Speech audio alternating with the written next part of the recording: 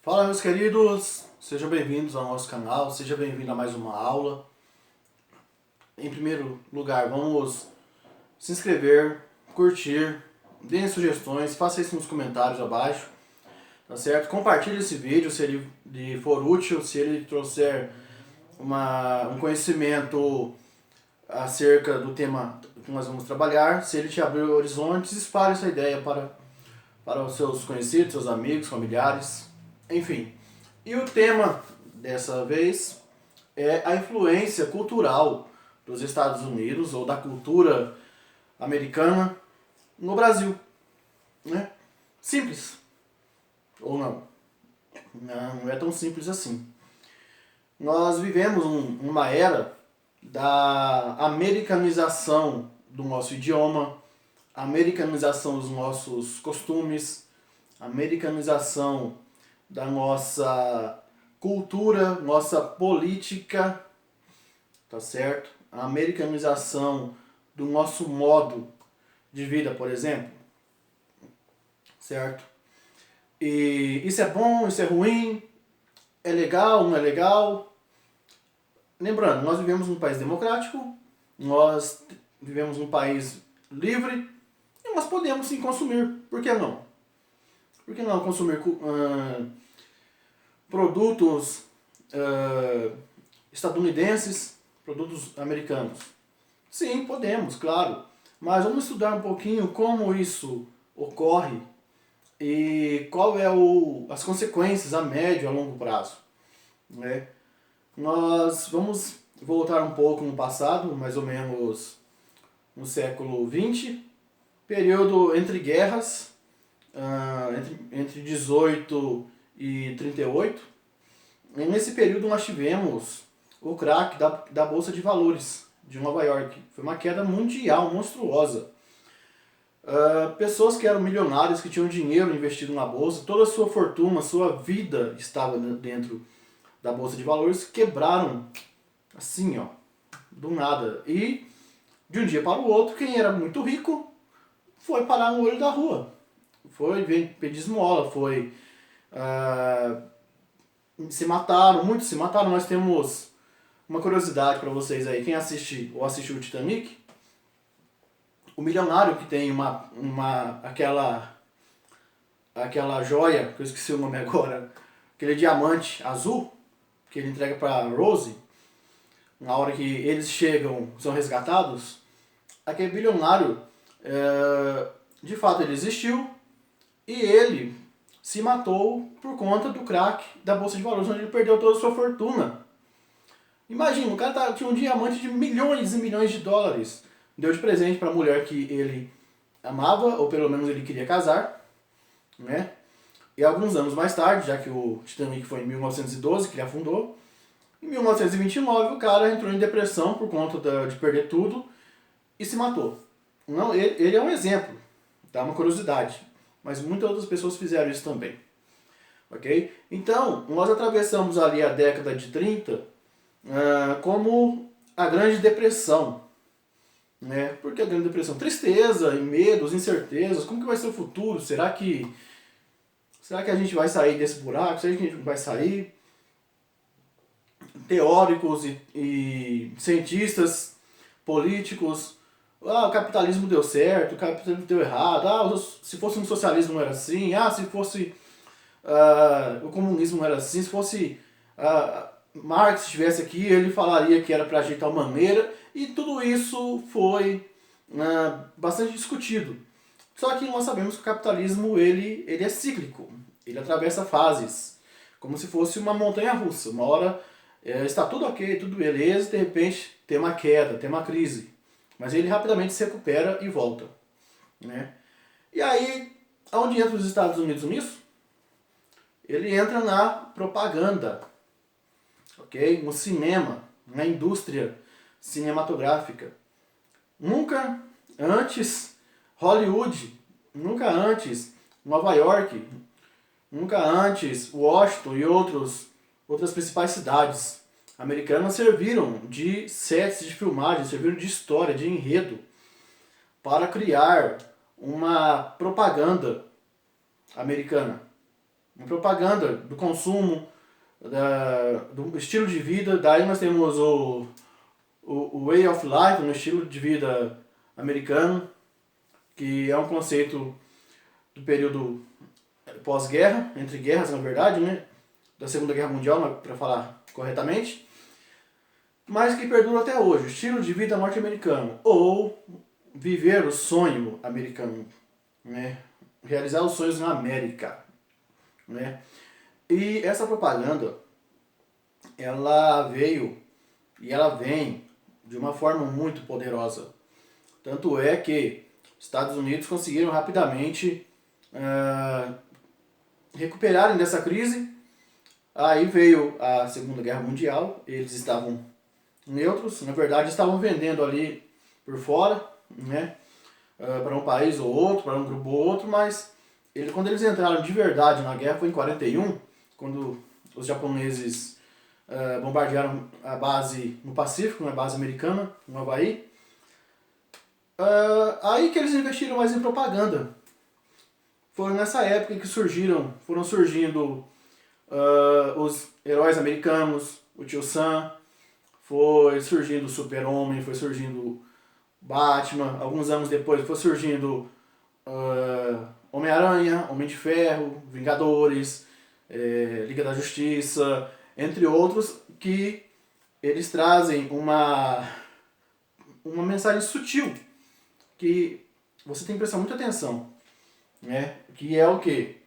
Os Estados Unidos vão salvar o mundo das ameaças alienígenas, né? Vários filmes nós temos, o Independence Day, o Armagedon, nós temos o Dia, o Céu da Meia-Noite, agora recentemente está propaganda até no streaming, né? E eles são os heróis. Então essa propaganda veio muito a calhar, principalmente quando a Segunda Guerra Mundial chegou ao fim.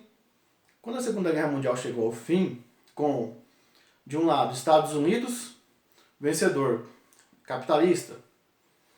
União Soviética, do outro lado, vencedora, socialista. Nós temos França, Grã-Bretanha. Nós temos a Itália, que mudou de lado.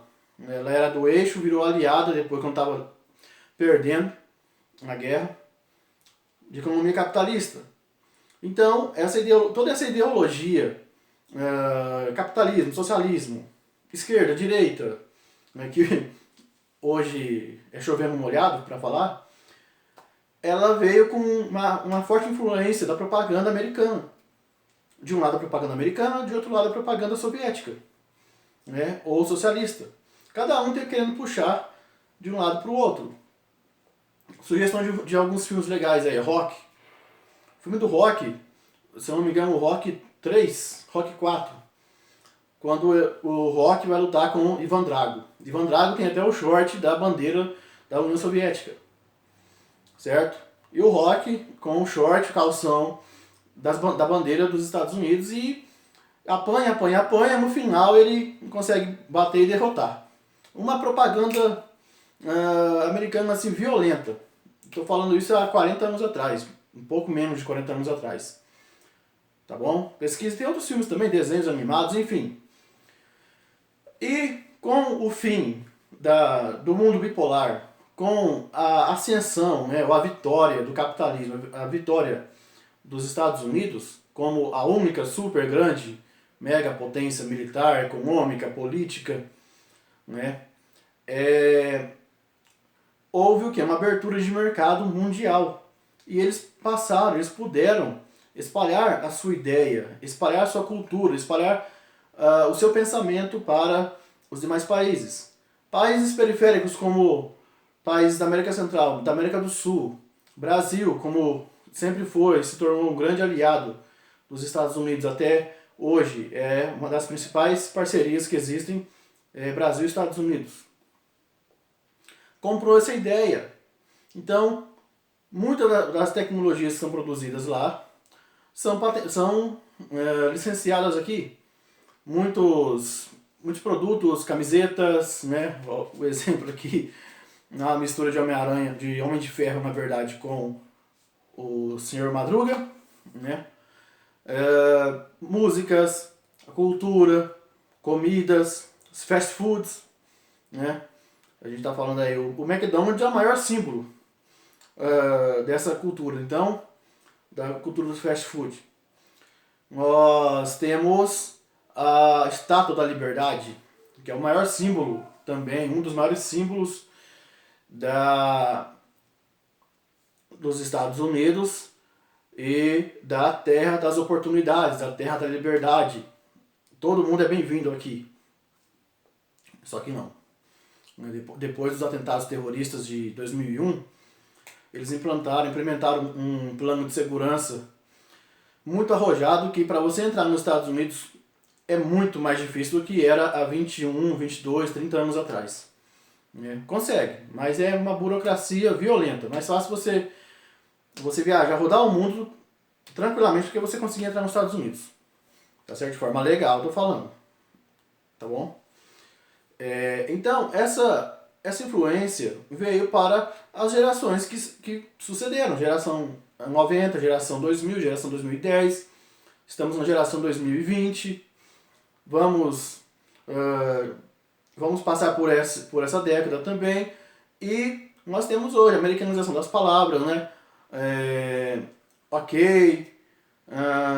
Isso é muito old. Uma palavra hoje que está em voga, em evidência. Isso é cringe. Como assim cringe? Isso é estranho, isso é esquisito, isso é... Não sei, que mais? School. Pô, né? Vou pra school, vou pra high society, happy hour. Os amigos, galera, vamos depois do serviço eu vou fazer um happy hour lá no barzinho do Manuel. Beleza, bora lá. Então, essa americanização, às vezes a gente nem percebe. Mas ela ocorre. Né? E, ok, nada demais. Né? Desde que isso não atrapalhe a sua vida, desde que isso não prejudique a sua vida. Mas a propaganda que eles utilizam é muito poderosa, é muito forte. Tá bom? Então, a influência deles no Brasil não se restringe também apenas na área cultural. Nós vamos falar da área política também. Politicamente, os Estados Unidos ele é acusado de levar a guerra, promover guerras para longe do continente, seu continente, para outros continentes.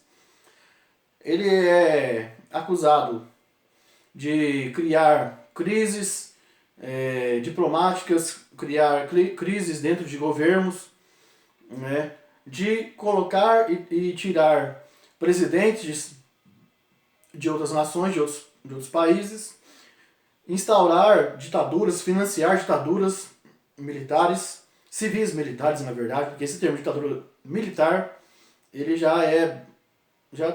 caiu em desuso, né? O correto é ditadura civil militar. Então, nós temos ali o governo militar, aqui no Brasil de 64 a 85, e nós temos o apoio da civilização, da sociedade civil. Civilização, todos nós somos civilizados. Da sociedade civil. A história se repete como hoje. Né? Nós estamos passando aí 60 anos dos primeiros movimentos aí de uma possível ascensão militar ao governo. E a mesma história que foi dita há 60 anos atrás é a que é dita hoje. Tá bom? Se está na dúvida, pesquisa. Né? Pesquisa no próprio site mesmo, na própria internet.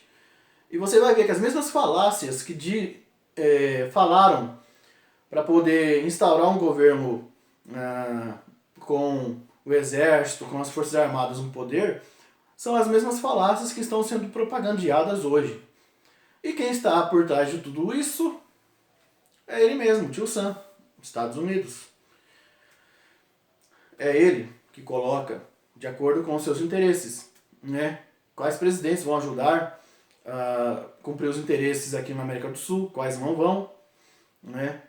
Nós vemos aí propaganda, não é provado, por exemplo, na Venezuela, a crise da Venezuela, a crise da Bolívia, crise política. Nós temos hoje a Síria completamente rebentada também Estados Unidos e Rússia, nesse caso. O Afeganistão, que eles estão com um plano agora de retirada de toda a tropa americana. O Iraque, que está totalmente arrebentado, eles foram levar a democracia e deixaram o país só nos cacos e a poder, a mando e desmando de milícias, de grupos terroristas, né? Então, assim, há pontos de vistas, né? De um lado ele pode ser o vilão, de outro lado ele bate, mas ele faz carinho. Ele é legal, então eu vou perdoar, vou... deixa, cara, vamos relevar isso aí, tá certo? Mas, no geral, não é dessa maneira, tá bom? No geral, a influência americana ela é em todos os sentidos, né? Tecnológica, nós temos a influência, como eu falei, na nossa cultura, né? Pessoas hoje é normal você andar na rua e em alguns lugares, grandes cidades, por exemplo, você vê pessoas com desenhos ou com a bandeira dos Estados Unidos. Nós temos lojas no Brasil com a Estátua da Liberdade na frente. É um patriotismo. Nós somos patriotas ao contrário, né? Nós idolatramos lá fora e eles lá tá pouco se lixando pra gente aqui embaixo, né?